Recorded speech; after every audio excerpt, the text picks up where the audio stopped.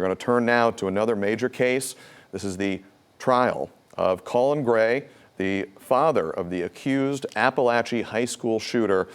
Jurors today finishing up the week of hearing 5 days of emotional testimony from the accused gunman's grandmother today. That was one of the final witnesses. Colt Gray, the son of the man Colin Gray, who's on trial today. Colt has not gone on trial yet.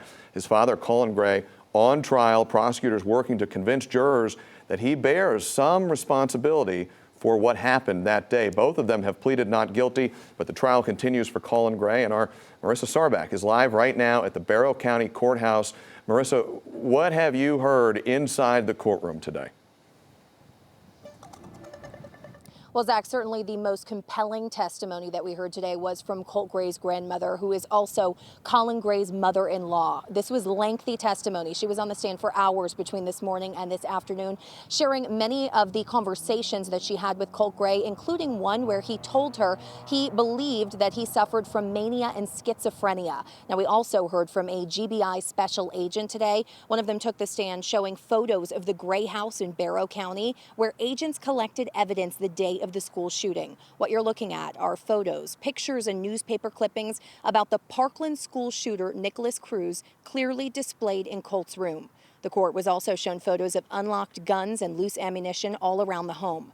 The grandma also sharing multiple concerning conversations she had with Colt over the years leading up to the shooting. Now, the prosecution is trying to prove his grandmother knew and made Colin aware of these issues, and simply nothing was done.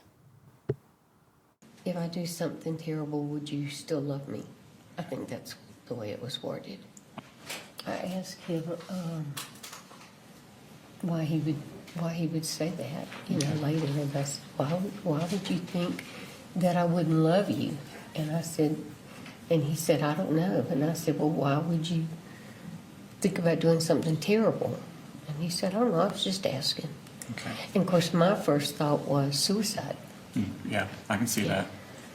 In a conversation we had a day or two later, Okay. we were going to McDonald's to get food, and I can't even remember how the conversation started, but he asked me if I knew Nick Cruz, and I looked at him and I said, I've never heard of him. I didn't know who he was. And he looked at me and he said, are you serious? And I said, yeah. He said, well, have you heard of the Parkland school shooting? I said, absolutely. I read all about it, but I don't remember who did it. And he said, Nicholas Cruz did. She testified that she tried to check Colt Gray into a mental health institution at one point, and that facility told her they were unable to take him because it had to be a drop-off by a parent. She also testified on the stand today that the rifle he is accused of using in the school shooting at Apalachee High School was a Christmas gift given to him by Colin.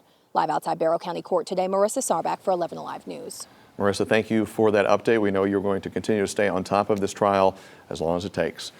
Colin Gray, he has pleaded not guilty to second-degree murder and the other charges he faces for allegedly giving his son access to the gun used in the shooting. And today, another major witness in this trial seen outside of the courthouse. That is Marcy Gray.